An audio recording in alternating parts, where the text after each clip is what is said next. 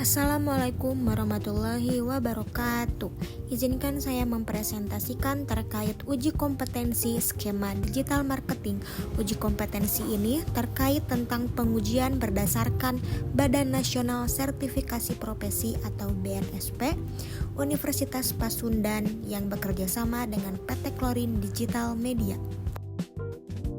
Baik, izinkan saya memperkenalkan diri. Nama saya Putri Apriliani dengan NPM 222040026, Universitas Pasundan, Fakultas Ilmu Sosial dan Ilmu Politik, Program Studi Ilmu Administrasi Bisnis dengan Instagram pribadi @_putriapril, Instagram brand @bandungciscuit. Quotes-nya yaitu, karena hidup bukan tentang sempurna, melainkan tentang belajar, memaafkan, dan tumbuh. Selanjutnya, identitas brand. Nama brandnya yaitu Bandung Ciscuit. Bidang usahanya makanan dengan tagline bukan kue artis tapi ngangenin. Filosofi ini diambil dari kata Ciscuit, perpaduan dari bentuk keju, aneka topping, dan biskuit. Icon ini cocok untuk diaplikasikan ke berbagai media berukuran kecil hingga sedang. Tersedia di website resmi Bandung Ciscuit, mempunyai Instagram dan TikTok @bandungciscuit. Pembeliannya tersedia di website dan marketplace seperti Shopee Food, GoFood, dan GrabFood. Selanjutnya, analisis SWOT. Yang pertama itu ada kekuatan. Produk ini menonjol karena teksturnya dan rasa keju khas, branding sebagai produk lokal yang autentik, menarik wisatawan dan pecinta kuliner Indonesia, harga terjangkau, mudah didapat di toko offline dan online karena cabangnya sudah ada di beberapa kota. Lalu mampu menjangkau pasar yang kuat dan membangun loyalitas konsumen sebagai camilan dan oleh-oleh Bandung. Yang kedua ada kelemahan, yaitu resiko kadaluarsa cepat jika tidak disimpan dengan baik dan dampak lingkungan dari kemasan plastik yang sulit didaur ulang yang bisa menarik kritik dari konsumen yang sadar akan lingkungan. Selanjutnya yang ketiga ada peluang, kolaborasi dengan influencer untuk promosi dan meningkatkan penjualan. Tren kuliner lokal booming bisa ekspansi ke pasar wisatawan dan mengikuti pameran makanan atau festival Bandung untuk meningkatkan penjualan dan brand awareness. Yang keempat ada ancaman, yaitu persaingan harga dengan merek lain bisa menarik konsumen yang mencari opsi lebih hemat dan harga keju atau tepung yang naik karena inflasi membuat biaya produksi meningkat dan harga jual harus disesuaikan yang bisa kurangi daya tarik. Selanjutnya ada marketing mix. Yang pertama itu ada produk. Bandung Ciscuit merupakan pelopor pertama dalam menciptakan pengalaman nikmat dari biskuit istimewa yang dipadukan dengan krim keju lezat, meleleh di mulut, dan diperkaya dengan beragam topping untuk menciptakan sensasi cita rasa unik. Pengalaman nikmat ini tidak hanya menjadi daya tarik di kota Bandung, tetapi juga telah menciptakan keinginan yang mendalam pecinta keju di seluruh Indonesia. Yang kedua ada price, yaitu brownies longsor di harga Rp60.000, Ciscuit reguler Rp42.000 dan bogel Rp18.000, dessert menu di harga Rp23.000. Yang ketiga itu ada place. Bandung Ciscuit sudah tersedia di beberapa kota. Untuk kantornya sendiri itu ada di Ciscuit Rasa Indonesia di Jalan Babakan Wardana nomor 5, Cipamokolan, Kecamatan Rancasari, Kota Bandung. Sedangkan store-nya ada di Bandung Raya, Bekasi, Karawang, Depok, Cirebon, Tangerang, Bogor, Majalengka, dan Sukabumi. Yang keempat ada promotion. Bandung Ciscuit memanfaatkan strategi promosi digital melalui berbagai platform media sosial seperti TikTok dan Instagram untuk menjangkau audiens yang lebih luas. Selain itu, Bandung Ciscuit juga bekerja sama dengan sejumlah influencer guna meningkatkan daya tarik produk, memperkuat citra merek, serta membangun brand awareness di kalangan konsumen. Melalui konten kreatif dan interaktif di media sosial, strategi ini diharapkan mampu mendorong peningkatan penjualan sekaligus memperluas pengenalan merek. Selanjutnya ada analisis STP. Yang pertama itu ada segmenting. Bandung Ciscuit sebagai produk camilan keju khas Bandung menargetkan pasar geografis utama di mana produk ini mudah ditemukan di toko online dan offline yang menyebar di beberapa kota. Secara demografis, segmentasi ini fokus pada keluarga muda, anak-anak, serta remaja dan dewasa muda 18-35 tahun yang aktif di media sosial. Produk ini juga menarik wisatawan domestik yang mencari kuliner dengan penjualan online yang memperluas jangkauan keluar kota Bandung. Dari segi psikografis, Bandung Cicuit menyasar konsumen yang menghargai cita rasa autentik khas keju dan nilai nostalgia budaya Bandung sebagai kota kuliner. Secara perilaku, pembeli cenderung melakukan pembelian ulang serta loyal terhadap merek melalui ulasan online dan rekomendasi teman. Segmentasi ini mendukung strategi pemasaran melalui influencer dan promosi bundling. Yang kedua, targeting. Bandung Cicuit menargetkan konsumen dari kalangan anak-anak, remaja hingga dewasa muda berusia sekitar 17-35 tahun yang memiliki gaya hidup modern, aktif di media sosial dan gemar mencoba produk makanan kekinian. Segmen ini umumnya berasal dari kelas menengah ke atas, memiliki daya yang cukup baik, serta tertarik pada produk dengan tampilan menarik dan unik. Selain itu, Bandung Cicuit juga menargetkan wisatawan yang berkunjung ke Bandung dan mencari oleh-oleh khas Bandung. Target pasar Bandung Cicuit mencakup individu yang menghargai pengalaman kuliner dan estetika, serta sering membagikan momen mereka di media sosial seperti TikTok dan Instagram. Oleh karena itu, strategi komunikasi merek difokuskan pada promosi digital yang menonjol kelezatan juga visual menarik. Yang ketiga ada positioning. Bandung Cicuit memposisikan dirinya sebagai produk biskuit keju modern yang menggabungkan cita rasa premium keju berbagai varian rasa. Dengan tampilan menarik dan tekstur lembut, produk ini menyasar segmen konsumen muda hingga dewasa yang menyukai camilan manis berkualitas, estetik, dan cocok untuk dibagikan di media sosial. Bandung Cicuit menempatkan dirinya sebagai camilan manis keju khas Bandung yang berkelas namun tetap terjangkau. Dengan demikian, Bandung Cicuit tidak hanya bersaing dari sisi rasa, tetapi juga dari sisi pengalaman konsumen dan citra merek yang modern serta relevan dengan gaya hidup di masa kini. Selanjutnya, langkah strategis dalam menjalankan digital marketing. Bandung Cicuit menerapkan strategi digital marketing dengan memanfaatkan berbagai platform media sosial seperti Instagram dan TikTok sebagai sarana utama untuk membangun brand awareness dan interaksi dengan konsumen melalui konten visual yang menarik. Bandung Cicuit berhasil menciptakan citra merek yang modern.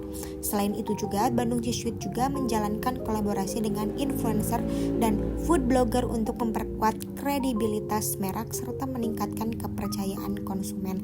Nah, strategi influencer ini membantu produk lebih cepat dikenal dan direkomendasikan oleh autentik.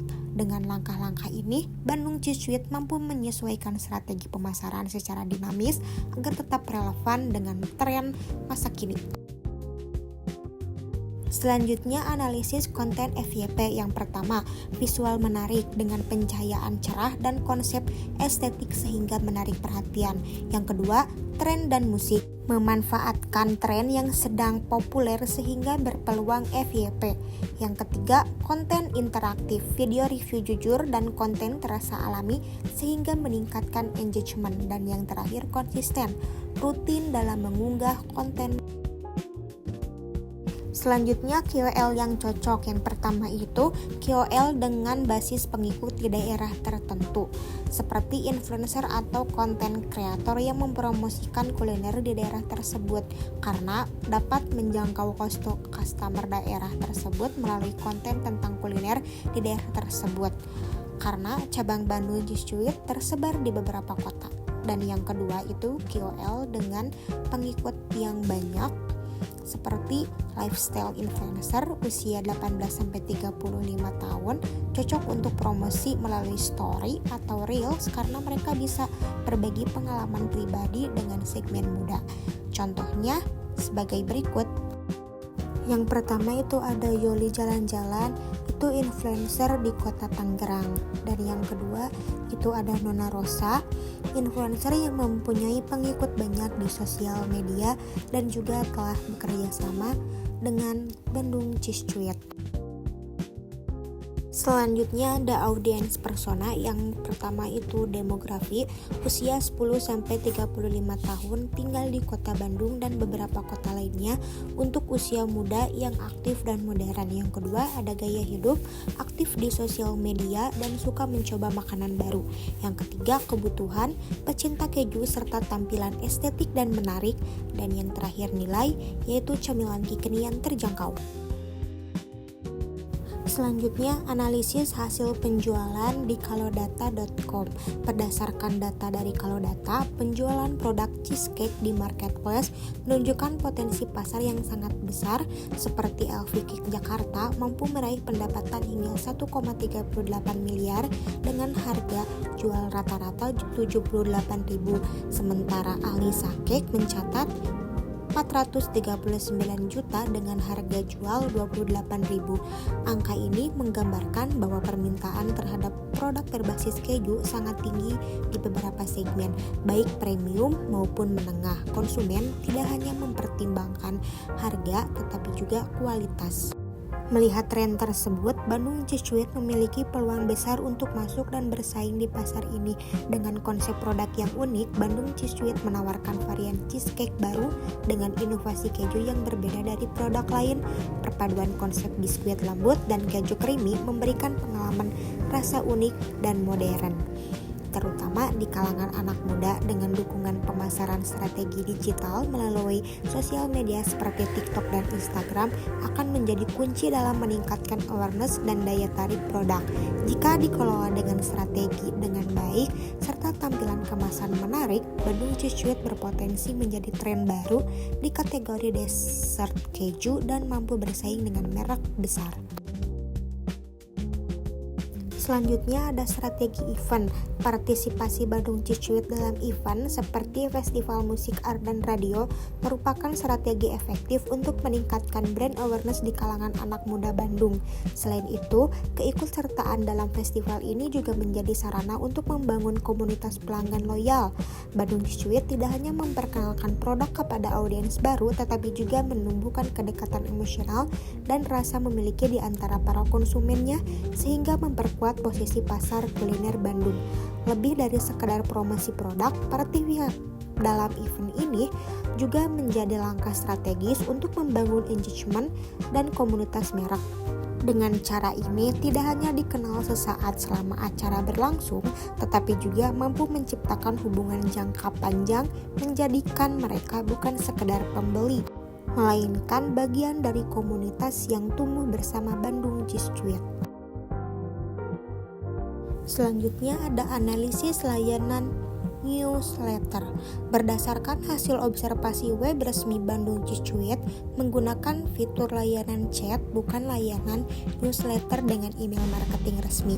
Semua komunikasi terkait promosi, informasi produk, diskon diinformasikan langsung pada akun Instagram resmi mereka, dan untuk meningkatkan loyalitas pelanggan dengan membangun hubungan dengan pelanggan melalui DM Instagram dan fitur layanan chat di web resmi sebagai berikut.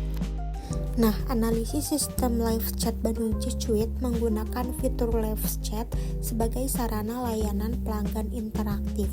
Fitur ini memungkinkan pelanggan berkomunikasi langsung dengan tim support, dan ketika admin sedang offline, sistem otomatis mengumpulkan data seperti nama, email, dan pesan untuk tindak lanjut. Fungsi utamanya lebih mengarah pada lead generation dan auto respond communication, bukan newsletter promosi.